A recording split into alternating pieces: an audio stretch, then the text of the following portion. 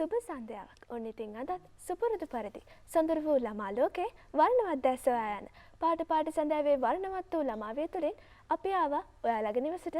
ඉතින් පාට වැඩසටහන තුලින් නිරන්තරයෙන්ම පුංචි ඔයාලට විවිධ තේමාවන් ඔස්සේ විවිධ දැකීම් ළඟා කිරීමට අපි උත්සාහ ගන්නවා. ඉතින් එසේනම් සෝබා දහමේ නිමාවක් වූ ඈත අහසේ පෙනෙන නොපෙනෙන කවියනට මිහිරි තේමාවක් වූ ඊරහඳ තාරුකා ග්‍රහලෝක තුලටයි අපි අද ඔබව කැඳවාගෙන යන්නේ. Yeah, so friends, likewise Sandamini Akka said, we used to offer you many things through our program Pada Pada.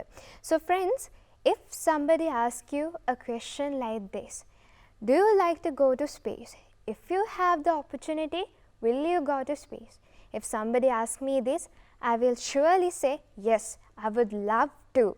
So friends, today just we are gonna go for a simple trip to space to learn about the subject astronomy and to observe many things in the space. So stay tuned with us, and also before we go to the trip for space, let's all enjoy and let's all listen to a beautiful song.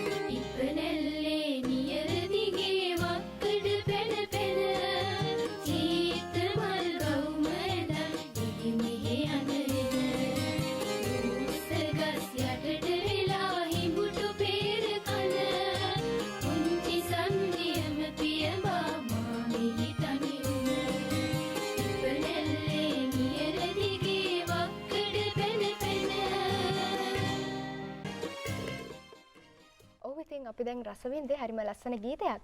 ඉතින් ඊට පස්සේ මට මතක් කරන්න හිතුණා රාත්‍රී අහස කියලා කියන්නේ කෙතරම්නම් සුන්දර තෝතැන්නක්ද. ඉතින් අද වෙනකොට යාළුවෝ බොහොමයක් දෙනෙක්ගේ විනෝදාංශයක් බවටත් පත් වෙලා තියෙනවා මේ රාත්‍රී අහස නිරීක්ෂණය කිරීම කියන එක.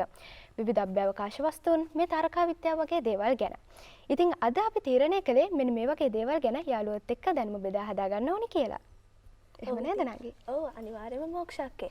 ඉතින් ඒ සඳහා අපිත් එක්ක කතා කරන්නට දැනුම් බෙදා ගන්නට අපිත් එක්ක එකතු වෙලා ඉන්නවා ශ්‍රී ලංකා ග්‍රහලෝකාගාරයේ අධ්‍යක්ෂිකා අරුණු ප්‍රභා පෙරේරා මහත්මියත් ඒ වගේම තාරකා විද්‍යා ප්‍රදර්ශක නාලක අබේසේකර මහත්මත්. ඉතින් ආයුබෝවන් කියලා බුද්ධපොළව අපේ මේ වැඩසටහනට පිළිගන්න ලබනවා. ආයුබෝවන් පුංචි පුතේ දුවේ පුතේ. ඉතින් මම ඔබතුමියට මුලින්ම ප්‍රශ්නයක් යොමු කරන්න හිතුණා මොකක්ද මේ තාරකා විද්‍යාව කියන්නේ? ඔබතුමියට අනුව මොකක්ද මේ තාරකා විද්‍යාව ගැන පොඩි අර්ථකථනයක් දුන්නොත්? ඔව් අපි ජීවත් වන්නේ පෘථිවියේ. පෘථිවිය කියන්නේ සෞරග්‍රහ මණ්ඩලයේ තුන්වන ග්‍රහලෝකය. පෘථිවියේ වායුගෝලය කිලෝමීටර් 100ක් පමණ ඉහළට දිව යනවා. ඒ වායුගෝලයෙන් ඔබ්බෙහි වූ සියලුම ග්‍රහලෝක, මන්දාකිනි, නෙබියුලා ග්‍රහවස්තු සහ විවිධ ශක්තියන් පිළිබඳ අධ්‍යයනය කිරීම තමයි තාරකා විද්‍යාව වශයෙන් හඳුන්වන්නේ. Yeah. So, madam, for our friends, can we know in simple words what is this astronomy? What this word astronomy define? Yes, actually, astronomy is the scientific study of studying about the outer space. It is the whole world beyond the surface of the earth, beyond its atmosphere. ඔව් ඉතින් මේ දිනවල නිවෙස්වල විවේකීව ගත කරන අපේ පුංචි යාළුවන්ට පුළුවන් අහස දිහා බලලා ඒ දේවල් නිරීක්ෂණය කරන්න. ඉතින් ගුරුතුමියනි මම අහලා තියෙනවා මේ දිනවල අපිට නරඹන්න පුළුවන් නිරීක්ෂණය කරන්න පුළුවන් ග්‍රහ වස්තුන් දැන් අහසේ ප්‍රදර්ශනය වෙනවා කියලා. ඇත්තට මේ වගේ ඒවා මොනවද? ඇත්තටම මේ දිනවල ඔබට පියවියසෙන් නිරීක්ෂණය කරන්න පුළුවන් ග්‍රහලෝක 4ක් තියෙනවා. ඉර බැසගෙන යද්දී සිකුරු, අඟහරු සහ මදක් රාත්‍රිය වෙද්දී බ්‍රහස්පති, සෙනසුරු මේ ග්‍රහ වස්තුන් 4 ඔබට නිරීක්ෂණය කරන්න පුළුවන්. ඊට අතිරේකව විවිධ තාරකා රටාවන් සහ ධූමකේතු මේ දිනවල නම් නැහැ ඇත්තටම වල්ගාතරු චන්ද්‍රයන් මේ දේවල් ඔබට රාත්‍රී අහසේ නිරීක්ෂණය කරන්න පුළුවන්. ඉතින් මට කියන්නකෝ ගුරුතුමියනි මේවා නිරීක්ෂණය කරන වෙලාවල් තියෙනවද? ඇත්තටම පෘථිවිය නොනවතින ගමනක යන ග්‍රහ වස්තුවක්. පෘථිවිය තම අක්ෂය වටා භ්‍රමණය වෙමින් සූර්යයා වටා පරිභ්‍රමණය වෙනවා. එතකොට රාත්‍රී කාලයේ තමයි අපිට අහස නිරීක්ෂණය කරන්න පුළුවන්. මොකද දිවා කාලයේ අධික සූර්ය රශ්මිය හේතුවෙන් ඒ ආලෝකයෙන් තාරකා හා ග්‍රහ වස්තුන් අපිට නිරීක්ෂණය කරන්නට බෑ. ඉතින් රාත්‍රී අහසේ රාත්‍රිය සාමාන්‍යයෙන් 6:00ට විතර කළුවර වැටුණත් එක්කම උදේ වෙනකන් උදෑසන එළිය වැටෙනකන් ඔබට රාත්‍රී අහස නිරීක්ෂණය කළාම විවිධ ග්‍රහ වස්තුන් සහ විවිධ තාරකා රාශීන් හඳුනා ගන්නට පුළුවන්. ඒ වගේම අපිට මේ දිස් වෙනවා. ඒ වගේ ග්‍රහ වස්තුන් මේ මොකද්ද මේ ගුරුතුමියනි මේ අපිට දිස්වන්නේ මේ මොකද්ද? මට පේන්නේ රාත්‍රී අහසක් වගේ. මොකද්ද මේකේ දිස්වන්නේ? ඔව් මේ රාත්‍රී අහස. රාත්‍රී අහසේ ඉර බැසගෙන යද්දී බටහිර සිතිජයට ආසන්නයේ අපට ඊටාම දීප්තිමත් ග්‍රහ වස්තුවක් ලෙසින් මේ සිකුරු ග්‍රහලෝකය හඳුනා ගන්නට පිළිවන්. සිකුරු ග්‍රහලෝකය ඇත්තටම ඉර බැස යද්දී වසරේ එක් කාලයක නිරීක්ෂණය වෙනවා. එහිදී අපේට කියනවා ඉරබටු තරුව කියලා. වසරේ ඇතැම් කාලවල මේ නිරීක්ෂණය වෙනවා උදේ ඉර පායන්න ආසන්නයේදී. එතකොට අපි කියනවා උදා තරුව එහෙම නැත්නම් පහන් තරුව කියලා. ඔව් ඉතින් මම ඔබතුමියගෙන් දැනගන්න කැමතියි මේ ග්‍රහලෝකයේ තියෙන විශේෂ ලක්ෂණ මොනවද සහ මේක අපිට පැහැදිලිව අපේ යාළුවන්ට දැක ගන්න පුළුවන් වෙන්නේ දවසේ කොයි වගේ කාලවලදීද කියලා. ඔව් මම කිව්වා වගේ මේ සිකුරු ග්‍රහලෝකය අද රාත්‍රී 6:00ට විතර ඕගොල්ලෝ නිවසෙන් එළියට බැහැලා බස්නාහිර අහස දිහා බැලුවොත් අහසේ ඊටාම දීප්තිමත් ග්‍රහලෝකයක් ලෙසින් ඔබට දැක ගන්නට පිළිවන්. ඒ වගේම තමයි ගුරුතුමියනි මට අහන්න හිතුණා මේ සිකුරු ග්‍රහයාගේ නම් තියෙනව නේද? පහන් තරුව කියනවා, අපි සිකුරු තරුව කියනවා. අපි සාමාන්‍යයෙන් මේ පිළිබඳව ඉස්සර කාලේ තිබ මතයන් එක්ක අදහස් දැක්කොත් මම ඉස්සෙල්ලා කිව්වා වගේ ඉර බැහැගෙන යද්දි මේක දැర్శණය වෙනකොට අපි කියන්නේ ඉර බටු තරුව. උදේ ඉර පායන්න ආසන්න කාලයේ මේ සිකුරු ග්‍රහය නිරීක්ෂණය වෙනවා නම් එය උදා තරුව හෝ පහන් තරුව යන වශයෙන් අපිට හඳුන්වා දෙන්න පුළුවන්. ඒ වගේම සෞරග්‍රහ මණ්ඩලයේ විශාලතම ග්‍රහය හැටියට අපි දන්නවා බ්‍රහස්පති ග්‍රහයව.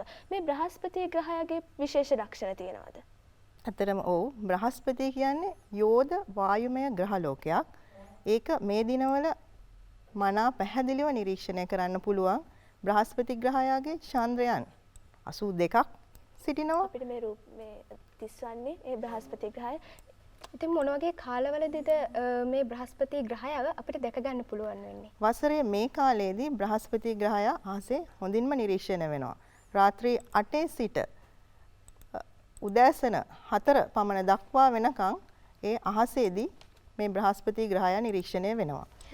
So madam, I would like to ask now, there is the planet called Saturn. We know that it has beautiful rings around them. So why these rings are forming?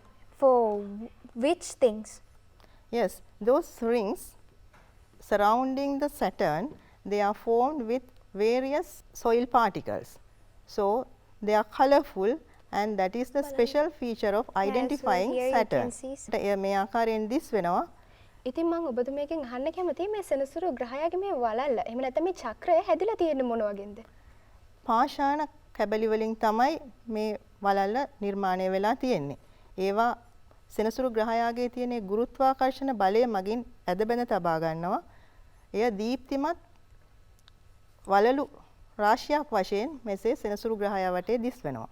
ඒ වගේම තමයි ගුරුතුමියනි මට අහන්න හිතුණා රතු ග්‍රහයා කියන්නේ මොන වගේ ග්‍රහයක්ද? එයාගේ තියෙන ලක්ෂණ මොනවාද? රතු ග්‍රහයා කියන්නේ අඟහරු ග්‍රහයා. බුධ, සිකුරු, පෘථිවි, අඟහරු. අපේ පෘථිවියට බොහොමත්ම ආසන්නයෙන් සිටින ග්‍රහයෙක් මේ දිනවල රතු ග්‍රහයා. අපට බස්නාහිර අහසේ 6:00 පමණ වෙන විට දර්ශනය වෙනවා. අපිට රූපේන උද්දේශනා මෙතනින් මේ රූපයෙන් අපිට කියන්න පුළුවන් ගුරුතුමියනි මෙහි තියෙන විශේෂ ලක්ෂණ මතු පිටින් පෙන්නකොට. ඔව්. අඟහරු ග්‍රහයාගේ තියෙන්නේ බොහොම තුනී වායු ගෝලයක්. ඇති නැති තරම්. ඒ වගේම මේකේ යකඩ ඔක්සයිඩ් තියෙන නිසා තමයි මේක රත් පැහැයෙන් දිස්වන්නේ. ඔව්. ඒ වගේම තමයි අපිට මේකට මිනිස්සු පාතබල නැහැ තාම. මේ වගේ දේවල් වලට දැන් පරීක්ෂණ යනවද? විශ්වයේ පාතබල තියෙන එකම ස්ථානය තමයි චන්ද්‍රයා. නමුත් දෙවනුව අඟහරු මතට පා තැබීම සඳහා විවිධ මෙහෙයුම් පරීක්ෂණ මේ දිනවල ක්‍රියාත්මක වෙනවා. ඔව් ඉතින් මම ඔබතුමියගෙන් අහන්න කැමතියි දැන් අපි සලකනවානේ මේ අඟහරු ජීවීන් කියලා කොටාසයක් සහ මේ විවිධ යානා පිළිබඳව. ඉතින් මේවා ගැන අද වෙනකොට තියෙන පරීක්ෂණ තියෙන මොන මට්ටමේද සහ මෙන්න මේ ආශ්‍රිතව ඇත්තටම අඟහරු ග්‍රහයාගේ ජීවය පවතිනවායි කියලා විශ්වාස කරනවා. නමුත් තවම ඒ පිළිබඳ සොයාගෙන නැහැ. විවිධ මතවාද සහ මනක්කල්පිත රූප තමයි අඟහරු ජීවීන් හැටියට මේ දක්වා තියෙන්නේ. Yeah, madam, I would like to ask, what is this red planet? And also, why we give this specific planet Mars this name, red planet? For what purpose? Yes, Mars, it is considered as a red planet because most of the particles which are formed in Mars is iron oxide. That is why it has that reddish color. Yeah, so madam, I would like to ask, at when we can observe this Mars, if not the red planet, at our night sky during these days? Yes, nowadays you can see at the western sky this red planet. So the time around 6:30, if you watch the western side just after the sunset, if you watch the western sky near the horizon, you will be able to see the red planet Mars.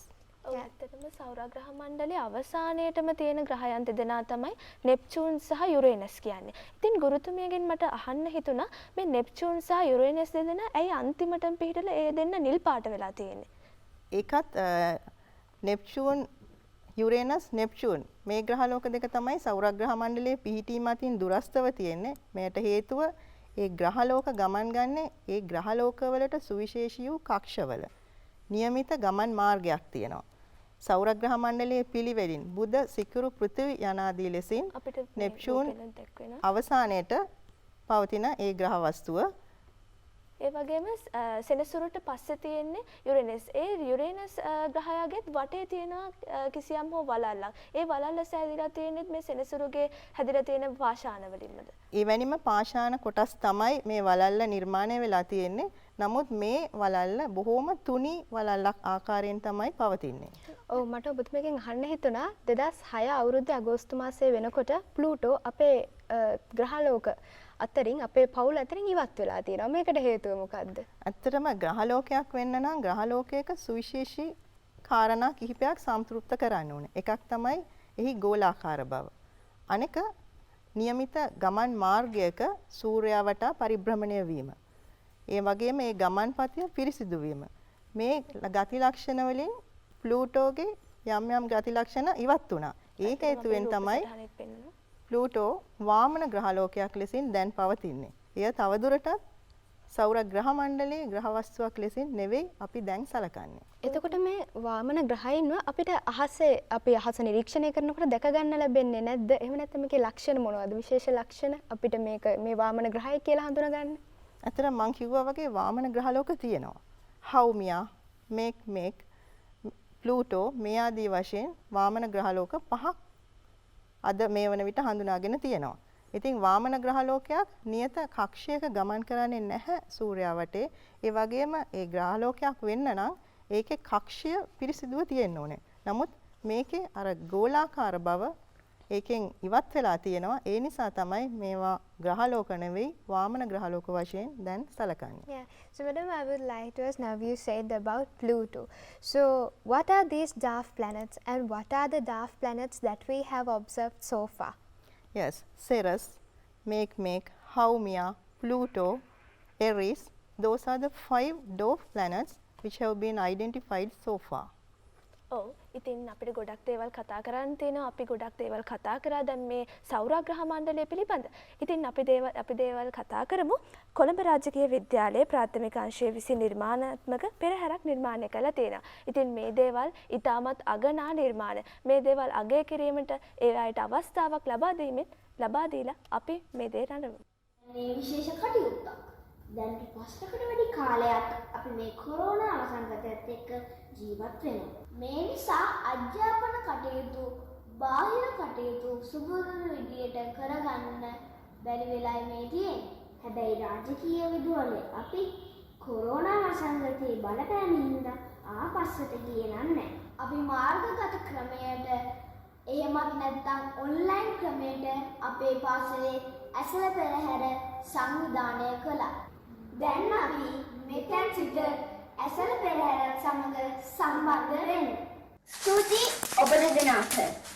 අලියතුන් සපුරේ නර්තනා මුනිසිපාලිටිය සම්බන්ධිත මෙම පෙරහැරේ ආරම්භය සමිතුවන් කරමින් මුලින්ම ගමන් කරන්නේ කසහරුවන්. ඊළඟට පුරුණිත්‍යම ඒ කාලයක කරමින් ගමන් කරන්නේ විනිමුණ කරුවන්නේ.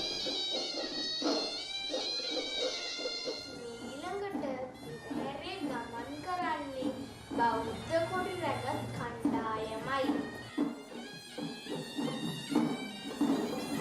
ගමන් කරන්නේ සේසත් රැගත් කණ්ඩායම. පෙරහැරක නාට්‍ය මාන්නේ ඒ විසිකරුවන්.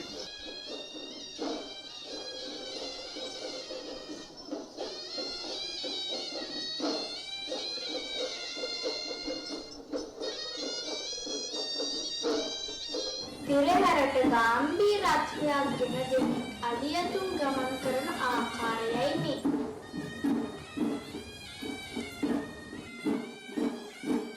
ශ්‍රී ලංකාවට ආවේනික වූ නර්තන සම්ප්‍රදායක් වන උඩරට සම්ප්‍රදායේ එන වෙස් නර්තනය දැන් පෙරහැරට එකතු වෙනවා.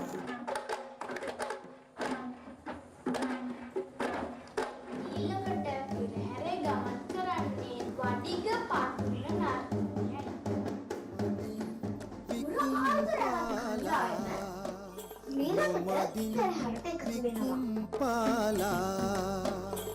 සැදමින් මුදට ජයලන් දෙසින් සමගින් ඒ ජනරාලා පූර්ව කාලයකට පාත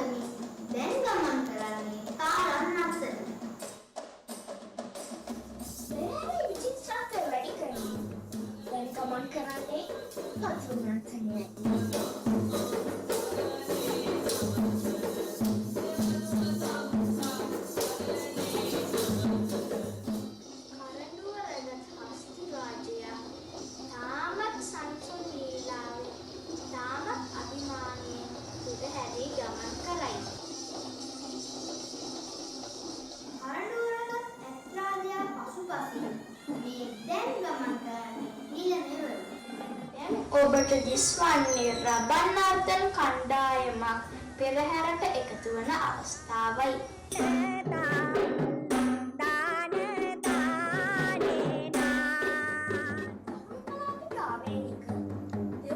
ශාන්ති කණ්ඩුවල දක්නට ලැබෙන තෙල්මේ නර්තනය දැන් ගමන් කරනවා.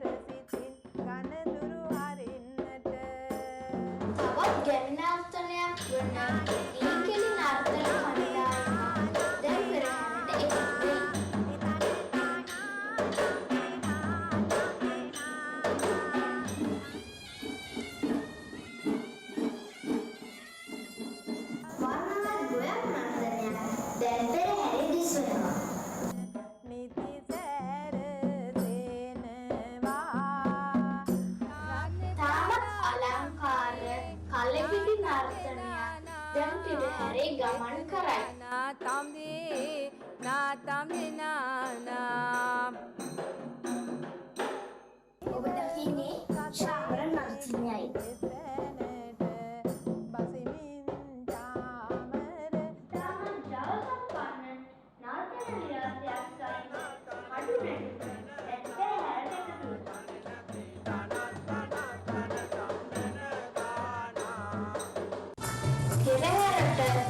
හින්දු සංස්කෘතික අංගත් එකතු වී තිබෙනවා. මේ උඩ කලේ නර්තනයයි. තව විශේෂ වූ අංගයක් තමයි මා බබා.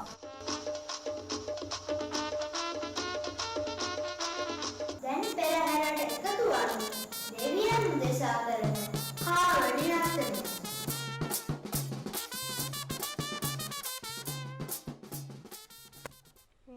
So friends, did you see? It was marvelous. A beautiful small online perahera organized by the primary section of Colombo Royal College students. So we are so much happy and proud about them because they are boys, but they was not shy to show their talents to the people. So you can show your talents through our program also, and also inculcate your talents within yourself. So madam, I would like to ask now, we have talked about planets, so many things about the solar system, planets, dwarf planets especially.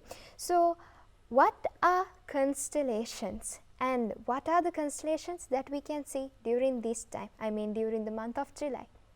Yes, there are numerous stars in the night sky.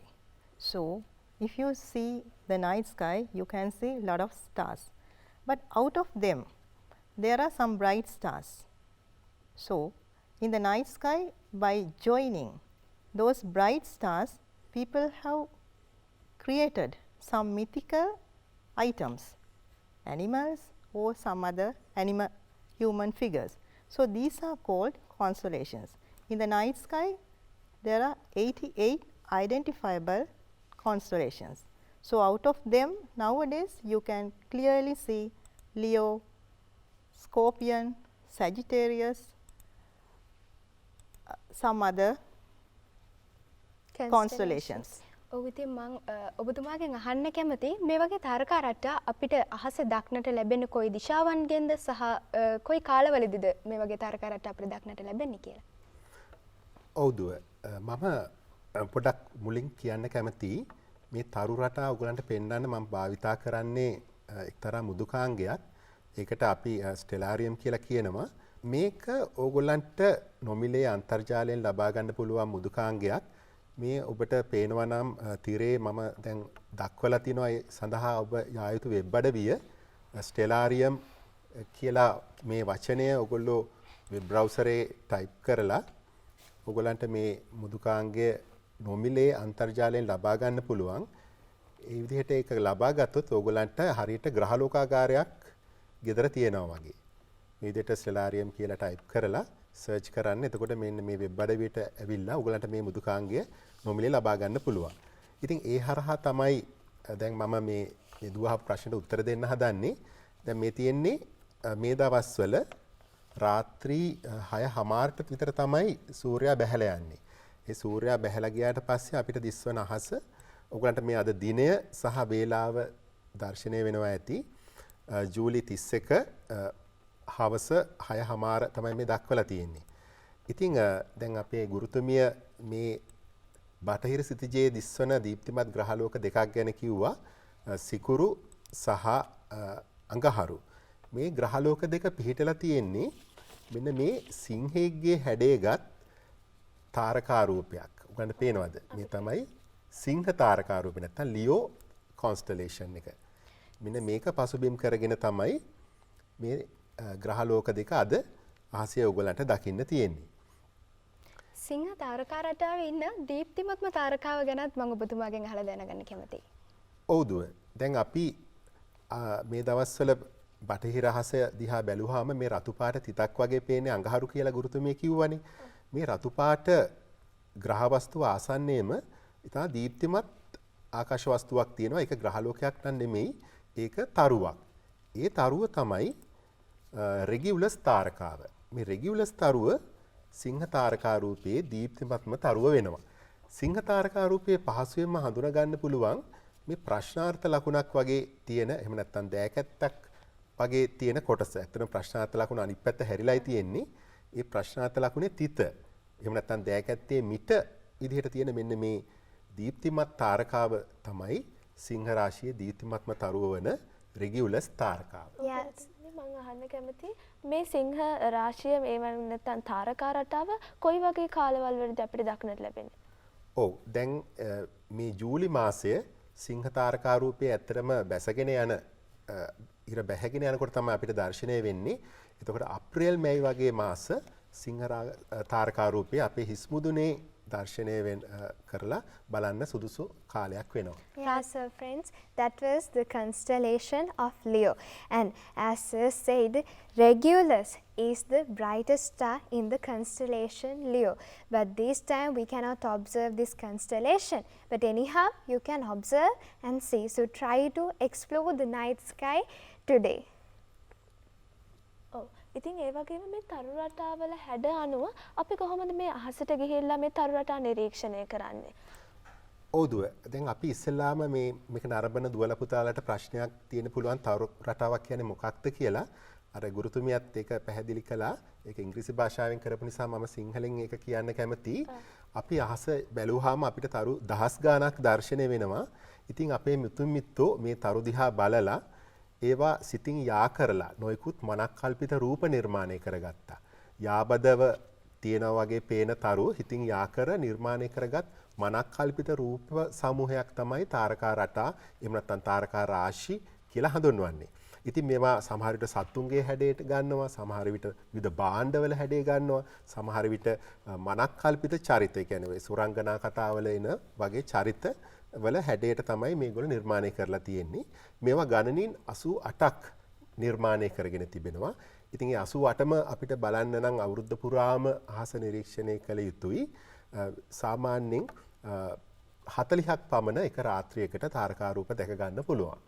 ඔව් ඉතින් මේ රාත්‍රී හසේ දක්නට ලැබෙන මේ ඊටමත් අගනා අපිට දක්න නිරීක්ෂණය කරන්න පුළුවන් තරු රටා බොහෝමයක් අපේ මේ රාත්‍රී හසේ අපිට දැක ගන්න පුළුවන්. ඉතින් මම ගුරුතුමාගෙන් දැනගන්න කැමති ඒ වගේ වර්ග මොනවද අපිට දක්නට ලැබෙන්නේ? අපි බලමු අද රාත්‍රියේ අපිට ඉර බහිනවත් එක්කම සිංහ තාරකා රූපය හඳුන ගන්න පුළුවන් බොහොම ප්‍රකට තාරකා රූපයක්. ඒක දීප්තිමත් තරු රාශියක් තියෙන එකක්. අපිට මදක් උතුරට වෙන්න බලන්න පුළුවන් නම් මම මේ ස්ටෙලරියම් මුදුකාංගය භාවිතා කරලා ඔබටත් පේනවා. ඔව් ඔබට තීරේ පේනවා ඇති. දැන් මම දකුණු දිශාවට හිස යොමලා තියෙන්නේ. ඒතකොට මට බටහිර මගේ දකුණු පැත්තෙනුත් නැගෙනහිර දිශාව වම් පැත්තෙනුත් දැర్శණය වෙනවා. මේ උතුරට බර වෙන්න බොහොම ප්‍රකට තාරකා රූපයක් තියෙනවා. ඒ තමයි මහා වලසා තාරකා රූපය. අපේ කුඩා දරුවෝ පවා මේ මහා වලසා අඳුරනවා. මොකද මේ දීප්තිමත් තරු 4ක් සහ තවත් දීප්තිමත් තරු 3කින් සමන්විත නගුල එහෙම නැත්නම් හැන්ද එහෙමත් නැත්නම් සාස්පාන කියනවා විල්බරෝ කියලා කියනවා. ඒ අන්න එහෙම තරු දීප්තිමත් තරු 7ක් සහ තවත් තරු රාශියකින් සමන්විත තාරකා රූපයක් තියෙනවා උතුරු අහසේ. ඒ තමයි මහවලසා තාරකා රූපය. ඔව් මට ඔබතුමාගෙන් අහන්න හිතුණා මේ රාත්‍රී අහසේ අපිට දක්නට ලැබෙන දීප්තිමත්ම තාරකාව මොකක්ද සහ ඒ තාරකාව පිහිටලා තියෙන තාරකා රටාව ගැනත්. ඔව් දුව.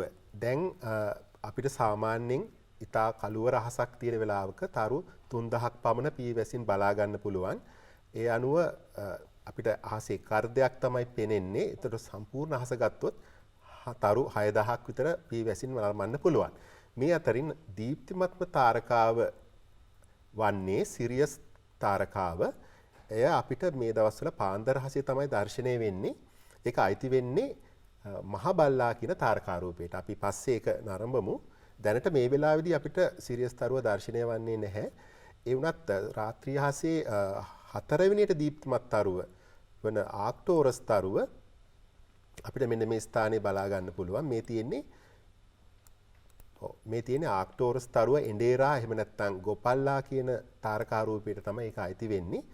රතු තැඹිලි පැහැයෙන් යුත් තාරකාවක් මේ වෙලාවේ දකින්න පුළුවන්. මේ වෙලාවේ අපිට පේන 4 වෙනිට හසේ රාත්‍රී හසේ 4 වෙනිට දීප්තිමත් තරුව තමයි මේ තියෙන්නේ. ඒ වගේම 3 වෙනිට දීප්තිමත් තරුව මෙන්න මෙතන අපිට බලා ගන්න පුළුවන්. මේ නරාශ්වයා කියන තාරකා රූපේ රිජිල් කෙන්ටෝරස් එහෙම නැත්නම් ඇල්ෆා සෙන්චුරි කියන තාරකාව තමයි රාත්‍රී හසේ 3 වෙනිට දීප්තිමත් තරුව. ඔව් ඉතින් ගුරුතුමනි අපි ආයෙත් යන් මේ තරු රටා තිබ්බ තැනටම මම දැනගන්න කැමති තවත් තරු රටා මොනවද අපිට මේ පෙනෙන විදිහට රාත්‍රී හසෙම අපිට බලා ගන්න පුළුවන්. ඔව් මම මේ මුදුකාංගය භාවිතා කරලම ඔබට පැහැදිලි කරන්නම්. මේ අපි කතා කරන්නේ 6:00 විතර කාලයේ දකුණු අහසේ තවත් බොහොම ප්‍රසිද්ධ තාරකා රූපයක් තියෙනවා. ඒ තමයි දකුණු කුරුසය. මේ දුවල පුතාලා අහලා ඇති. ඇත්තටම කුඩාම තාරකා රූපය කියලා කියනවා. තරු 4ක් විතරයි ඒකට තියෙන්නේ. ඒකට කියනවා ඒක කුරුසයක හැඩයෙන් නිර්මාණය කරගන්න පුළුවන් දකුණු කුරුසයේ තාරකා රූපය. මේක දකුණු අහසේ තමයි දකින්න තියෙන්නේ. මේකෙන් අපිට දිශාව සොයා ගන්න උදව්වක් ලබා ගන්න පුළුවන්. ඈත අතීතයේ මුතුන් මිත්තෝ මාලිමාව සොයා ගන්න කලින් අහසේ තරු උපයෝගී කරගෙන තමයි දිශාව සොයාගත්තේ. මේ කුරුසයේ වඩා දුරින් පිහිටි තාරකා දෙක යා කරලා ඉරක් ඇන්දොත් අපිට දකුණු දිශාව එකෙන් හොයාගන්න පුළුවන්. ඒ වගේම දකුණු කුරුසයේ මොන දිශාවටද අපිට හොයාගන්න පුළුවන් වෙන්නේ? දැන් දකුණු කුරුසය භාවිතා කරලා දකුණු දිශාව සොයාගන්න පුළුවන් වගේම තවත් තියෙනවා අපිට වෙනත් දිශා සොයාගන්න උදව් කරගන්න පුළුවන් තාරකා රූප. ඒවට අපි කියනවා දිශාදර්ශක තාරකා රූප කියලා. මම හිතන්නේ දුව අහන්නේ නැත්තේ ඒක වෙන්නේ නැති. අපි මහවලසා තාරකා රූපය කලිනුත් කිව්වනේ. මේ තියෙන්නේ මහවලසා. මහවලසගේ තියෙන දීප්තිමත්ම තරු දෙක තමයි මේ තියෙන්නේ. ඩූබේ සහ මරක් කියන තාරකා දෙක. මේ දෙක අපි යා කරලා රේඛාවක් ඇන්දොත් ඒක උතුරට යොමු වෙනවා. උතුරු දිශාව සොයා ගන්න මහවලසා යොදා ගන්න පුළුවන්. එතකොටම තව ඊටත් වඩා උතුරු හොයා ගන්න පුළුවන් තාරකා රූපයක් තියෙනවා. මේ තියෙන්නේ මහවලසා ළඟම තියෙන අනිත් තාරකා රූපය කුඩාවලසා. මහවලසා සහ කුඩාවලසා අපේ දරුවෝ මම හිතන්නේ අහලා තියෙනවා. ඒ වගේම ඒගොල්ලෝ ඉගෙන ගන්නවා. මහවලසාගේ මේ වල්ගිය පහළට යොමු වෙලා තියෙන්නේ. කුඩාවලසාගේ වල්ගිය හෙලට යොමු වෙලා තියෙන්නේ. කුඩාවලසාගේ වල්ගිය කෙළවර තියෙන මේ දීප්තිමත් තරුව හරියටම උතුරට තමයි යොමු වෙලා තියෙන්නේ. ඒකට අපි කියනවා උතුරු තරුව, එහෙම නැත්නම් ද්‍රව තාරකාව, එහෙම නැත්නම් පෝල් ස්ටාර්, නැත්නම් පෝලාරිස් කියලා කියන්නේ මෙන්න මේ තරුව. මම ඔයගලන්ට මේ පෙන්වන්න කැමතියි මේ මෘදුකාංගය යොදාගෙන සියලුම තරු නැගෙනහිර සිට බටහිරට බැහැලා ගියත් මේ පෝලාරිස් තරුව එක තැනම තියෙන විදිහ. ඔයගොල්ලෝ දන්නවා පෘථිවිය තම අක්ෂය වටේ භ්‍රමණය වෙනවා කියලා. දැන් අපි කාලය ටිකක් වේගෙන් ගමන් කරලා බලමු. ඔයගන්ට පේනවද සියලුම තරු අපි කාලේ ඉස්සරහට පස්සට ගන්නකොට සියලුම තරු නැගෙනහිර සිට බටහිරට ගමන් කළත් උතුරු තරුව එක තැනක රඳලා තියෙනවා. ඒකට හේතුව තමයි පෘථිවි අක්ෂය ඒකට එල්ල වෙලා තිබීම. Yeah, so sir, I would like to ask, like the Southern Cross, what are the other constellations which are used to identify the direction by our ancestors and also by us? And as I know, when we talk about astronavigation, all the captains in the sea, all those ones used to find the direction, each and everything through these constellations. So what are the constellations which help for this purpose? Yes, Dua. Mainly the constellation Southern Cross or Crux in Latin and Great Bear or Ursa Major and Little Bear, Ursa Minor. These three constellations were mainly used by our ancestors in order to find the direction long before they find the compass. ඒ වගේ මේ තිරේ දිස්සන කරන ගමම්ම මම දැනගන්න කැමති මේ ඔරායන් කියන තරු රටාව මොන වගේ එකක්ද? මේකේ තියෙන විශේෂත්වය මොකද්ද ගුරුතුමිය? ඔව් ඔරායන් එහෙම නැත්නම් දඩයක්කාරයා කියන තාරකා රූපය රාත්‍රී අහසේ දිස්වන තාරකා රූප අතරින් වඩාත්ම කැපී පෙනෙන තාරකා රූපය කියලා කියන්න පුළුවන්. මේ දවස්වල අපිට ඔරායන් දිස්වන්නේ පාන්දර අහසේ. කියන්නේ අපි ගොඩක් ඉස්සරහට යන්න ඕනේ. දැන් වෙලාව හවස 7:00යි. අපි ටිකක් තව කාලේ ඉදිරියට ගෙන ගියොත් පාන්දර 4-5 විතර වෙනකොට දැන් බලන්න පාන්දර 4:00යි වෙලාව. ඔයගොල්ලෝ බැලුවොත් නැගෙනහිර රහසේ බොහොම පහසුවෙන් අඳුර ගන්න පුළුවන් එක ළඟට එක පෙළට පිහිටි තරු තුනක් තියෙනවා. රාත්‍රී අහසේ කිසිම තැනක මේ වගේ තරු තුනක් එක පෙළට පිහිටලා නැහැ. ඒ තරු තුන තමයි අපි හඳුන්වන්නේ බඳපටිය කියලා. කාගේ බඳපටියද? ඔරායන් හෙවත් දඩයක්කාරයාගේ බඳපටිය. ඒතර මේ තියෙන්නේ ඒක අපි රේඛා රූපයකින් දැක්වුවොත් ඔරායන් හෙවත් දඩයක්කාරයාගේ තාරකා රූපය.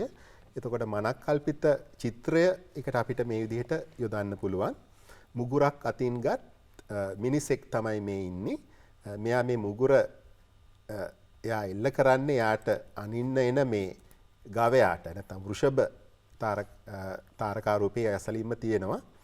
ඉතින් දැන් මෙතෙන්ට ආපු හින්දා මම තව පොඩ්ඩක් කියන්නම් මේ එතකොට මේ දඩයක්කාරයාගේ උදව්වට ඉන්නවා එයාගේ සුවචකීකරු දඩයන් බල්ලෝ දෙන්නත් මෙතන ඔයගලන්ට දකින්න පුළුවන් කුඩා බල්ලා සහ මහ බල්ලා තාරකා රූප දෙක. එතකොට අර සිරියස් කියන තරුව අයිති වෙන්නේ මෙන්න මේ මහ බල්ලා තාරකා රූපේට. ඔව් ගුරුතුමියනි මම අහන්න කැමති මේ ඔරායන් එක්කම හත් දෙන්නත් තරු කියලත් විශේෂ තරු රටාවක් තියෙනවා. ඒ පිළිබඳව අපිට අදහස් දක්වන්න. හත් දෙන්නත් තරු රටාව තියෙන්නේ ඔරායන්ට ආසන්නයේම තියෙන වෘෂභ තාරකා රාශිය.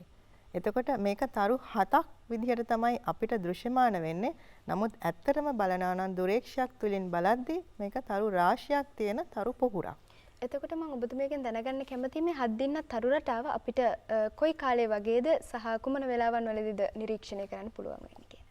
මේ දිනවල පාන්දර 4:00 පමණ වන විට අහසේ නැගෙනහිර අහසේ ඔරායන් තාරකා රාශිය බලා ගන්න පුළුවන්. ඒ ඔරායන් තාරකා රාශියට බහිවින් ආසන්නයේම හත් දිනක් තරු පොකුර ඔබට දෘශ්‍යමාන වෙනවා. ඔව් අපිට පුළුවන් නෙවෙයි නේද සර් අපි මේක බලා ගන්න. ඔව් දුව. මම නැවත වරක් අපි ඔරායන් තාරකා රූපයට යොමු වෙමු. ඔරායන් තාරකා රූපය හඳුන ගන්න හැටි දැන් ඕගොල්ලෝ ඉගෙන ගත්තා. එක ළඟ පිහිටි තරු තුනෙන් ඔරායන්ගේ බඳපටිය නිරූපණය වෙනවා. මේ තියෙන්නේ ඔරායන් තාරකා රූපය. ඔරායන් තාරකා රූපයත් එක්කම හත් දෙන්නත් තාරකා රූපයත් අපිට ඔව් ඔරායන්ගේ බඳපටිය අපි රේඛාවකින් යා කරලා ඒක අපි ඉහළට දික් කළොත් ඒ රේඛාව හරියටම යොමු වන්නේ මේ හත් දින්නත් තරු පොකුරට. හත් දින්නත් තරු පොකුර තියෙන්නේ වෘෂභ තාරකා රූපය පසුබිම් කරගෙන. සමහර දරුවන් අතර දුර්මතයක් තියෙනවා හත් දින්නක් කියන්නේ තාරකා රූපයක් කියලා. ඔව්. මේ තියෙන්නේ හත් දින්නත් තරු පොකුර. මේ ගවයාගේ ගෙජ්ජි වැල කියලාත් හඳුන්වනවා. මේක තාරකා රූපයක් නෙමෙයි, නැත්නම් තාරකා රාශියක් නෙමෙයි. මේක තරු පොකුරක්. කියන්නේ එකම වයසේ පසුවන එකම සම්භාවයක් ඇති තාරකා සිය ගණනක් මෙතන තියෙනවා. දුරේක්ෂයකින් බැලුවොත් තමයි අපිට ඒ සිය ගණනක් තාරකා තියෙන බව දකින්න පුළුවන් වෙන්නේ. නමුත් පියවැසින් බලන කෙනෙකුට තාරකා 6ක් 7ක් තමයි ගුරුතුමිය කිව්වා වගේ දැర్శණය වෙන්නේ. ඔව් මට ඔබතුමාගෙන් අහන්න හිතුණා දැන් මිතුන තාරකා රටාව ගැන ගත්තාම මේක අපිට දෘශ්‍යමාන වෙන්නේ නැහැනේ බොහෝ වෙලාවට. ඒකට හේතුව මොකද්ද මේ මිතුන තාරකා රටාව දෘශ්‍යමාන නොවෙන්නේ? ඔව් දුව. ඇත්තටම මිතුන තාරකා රටාව මේ දිනවල දෘශ්‍යමාන නොවන්නේ ඒක තියෙන්නේ දවල් අහසේ නිසා. දැන් අපි පාන්දර 5:00 වෙලාව තමයි අරගෙන තියෙන්නේ. අපි 6:00ට විතර ගියොත් මෙන්න මේ අවස්ථාවේදී අපිට මේ කුඩා බල්ලාට ඉහලින් මෙහෙම ඔරායන්ගේ හිසට ඉහලින් මිතුන තාරකා රූපය බලා ගන්න පුළුවන්. මේ දවස්වල සූර්යයා සමීපේ තියෙන නිසා තමයි දැක ගන්න අමාරු. තව ටික දවසක් යනකොට අපිට මේක රාත්‍රී ආසේ නරඹන්න පුළුවන්. ඔව් ඒ වගේම ගුරුතුමියගෙන් අහන්න කැමති මේ මිතුන කියන තාරකා රාශිය ලග්නත් එක්ක අපිට දෙන්න පුළුවන් එක. ලග්නත් එක්කම තවත් තාරකා රාශි තියෙනවා දහසේ දක්නට ලැබෙන. ඇත්තටම ලග්න සැලකුවොත් එහෙම ලග්න 12ක් වශයෙන් සැලකෙනවා.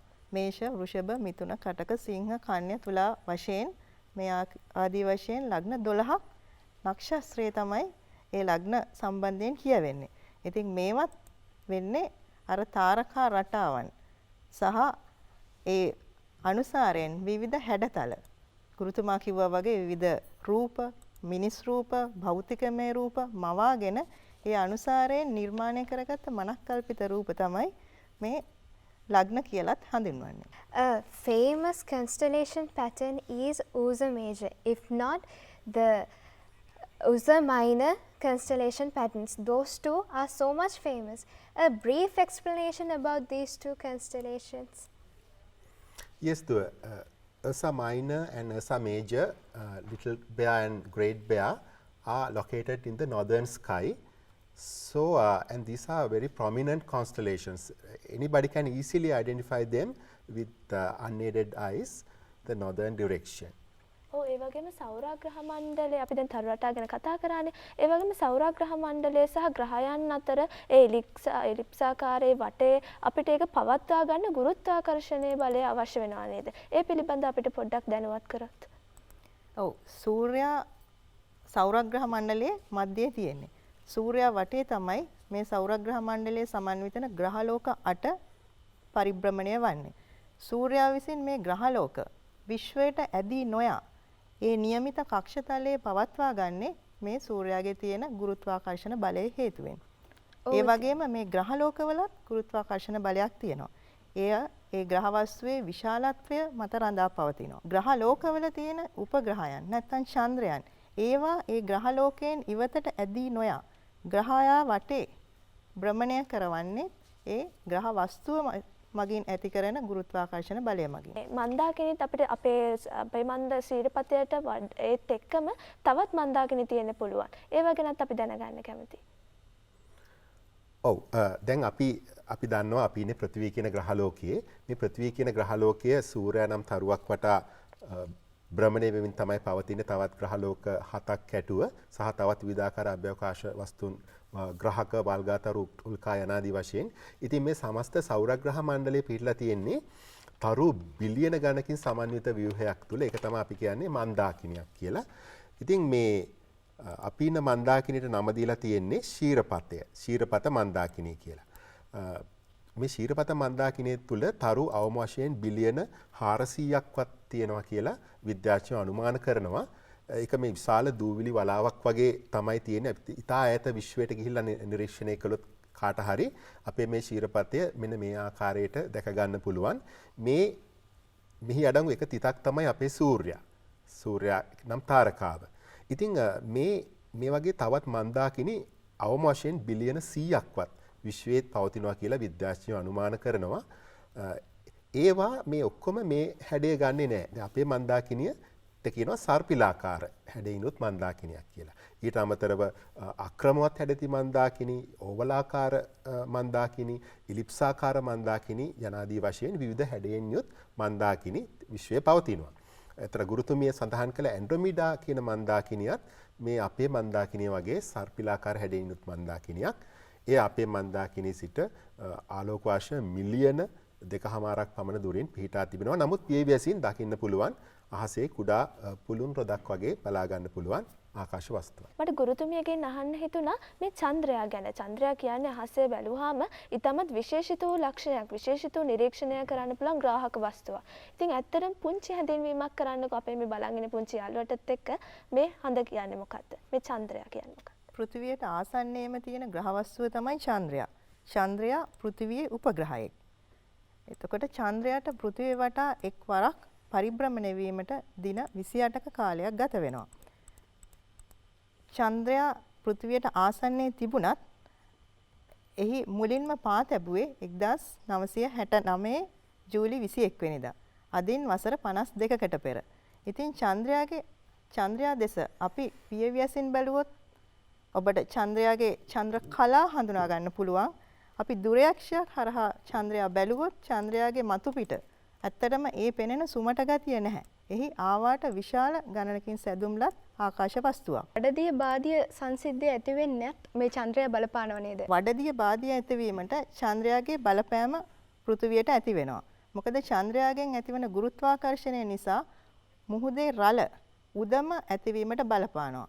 යම් කාලයකදී යම් අවස්ථාවකදී පෘථිවිය අතරට චන්ද්‍රයා ඊටත් එහායින් සූර්යයා එකම රේඛාවක හිටියොත් එතකොට ඒ කාලයේදී සූර්යාගෙන් සහ චන්ද්‍රයාගේ ඒ ආකර්ෂණ බලය නිසා මුහුදු රළ උදමක් බවට පත් වෙනවා. ඒ අවස්ථාවන්හිදී මුහුදේ වඩදිය ඇතිවන තත්ත්වයක් වෙන්නේ.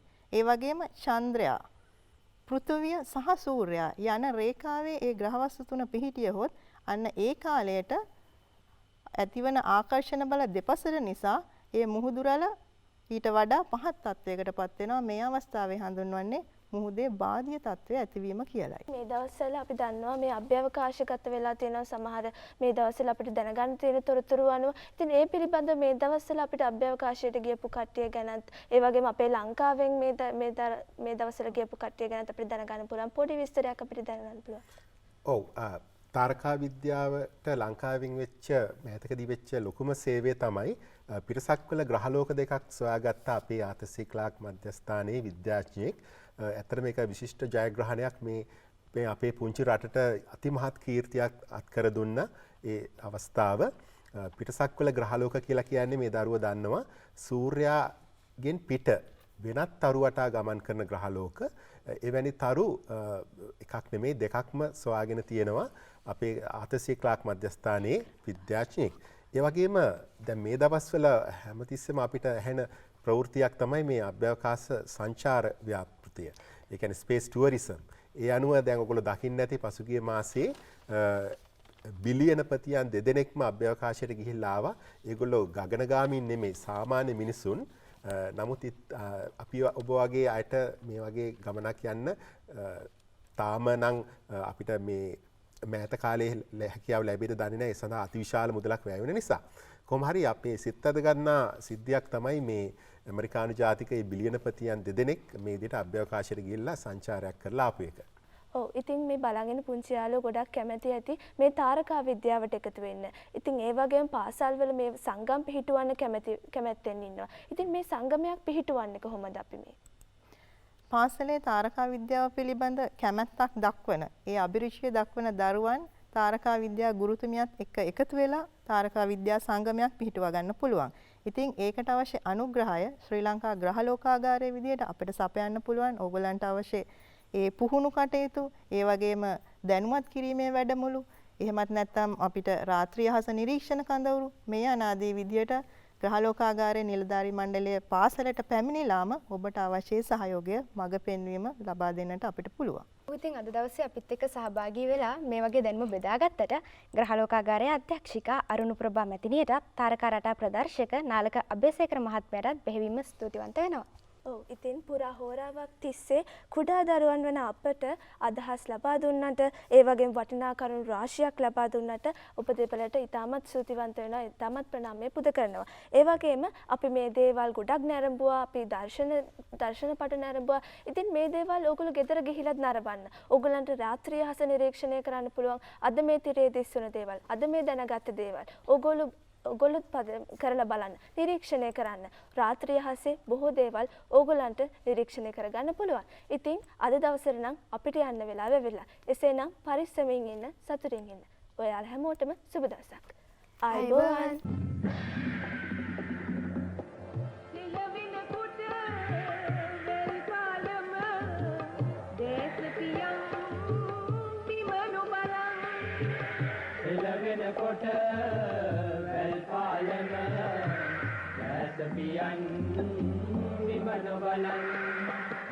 අපට පුතේ මගක් නැති මේ මග මිස යමක් පුතේ අපට පුතේ මගක් නැති මේ මග මිස යමක් පුතේ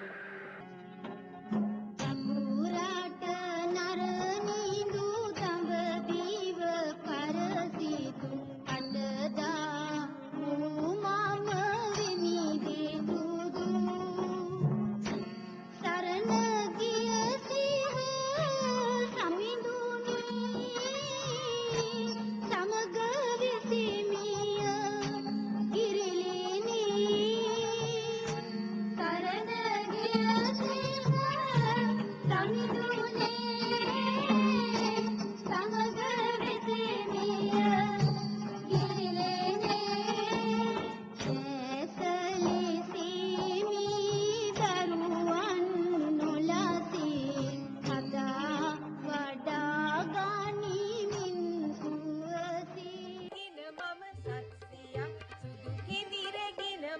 සත්සියක් කපු කිලි වියනමක් සත්සියක් දෙන පළඳිතේ සත්සියක් දෙන පළඳිතේ සත්සියක් දෙන පළඳිතේ සත්සියක් දෙන පළඳිතේ